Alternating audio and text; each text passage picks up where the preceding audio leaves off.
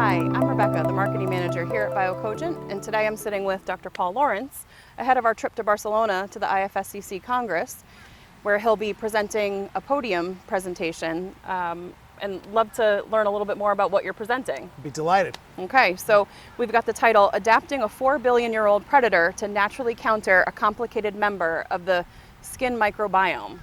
4 billion-year-old predator? Indeed. Nearly 4 billion, but close. All right, Yeah. I'm intrigued. Yeah. What is it? So, bacteriophage are these naturally occurring viruses that their primary target is bacterial cells. Very species specific, even strain specific, and they've been in a constant arms race with bacteria since the beginning of evolutionary time on this planet when cellular life began to evolve. Wow, really interesting. So, remind us why BioCogent chose to investigate bacteriophages for skin health. So, that's a great question. So, right now, the microbiome market is hot when it comes to cosmetic care, both with hair care and skin care. We know that these microbes on the skin play a very, very intricate role in promoting and counteracting skin health. So, one of the things that we want to do is navigate a delicate balance there.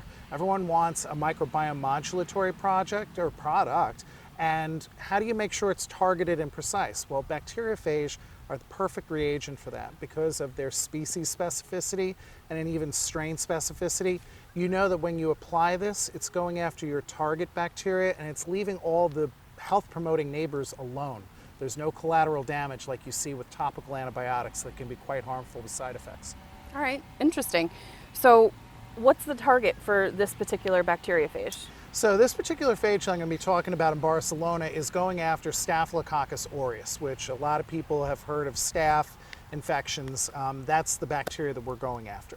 Okay, so why did the BioCogent research team decide to tackle Staphylococcus aureus?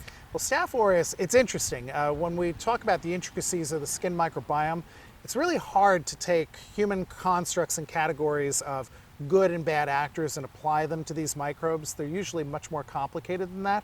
Staph is one of the ones that kind of makes it easy for us. They are usually doing negative things towards the skin.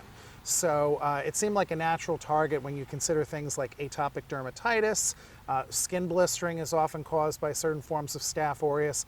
And then in worst case scenarios, you have what's called pressure ulcers that can develop. And that's particularly problematic for people's skin that are in long-term hospital care. Okay. So I think a lot of people might know that here at BioCogent we've been working with phage and have launched a product recently, last year, and that target was Cutibacterium acnes. So has this new project been different than the previous project, and what kind of hurdles have you seen with this? So it's different in a couple of regards. It's easier for us to grow this bacteria because it's an aerobic organism. Cutibacterium acne prefers little to no oxygen, and that naturally makes it grow slower. So we're able to get results quicker. That's a bonus. But Staphylococcus aureus is a much more complicated member of the skin microbiome. A lot greater genetic diversity, which means we're dealing with a lot more strains. So the phages that we're developing, we need to try to expand their coverage to be as broad as possible to cover all these new developing strains. Wow. Very interesting. So really, I can't wait to see your talk in Barcelona. Thank you. And if you guys want to learn more, check out our website or the YouTube channel for some more videos. Thank you very much. I appreciate your time. Thanks, Paul.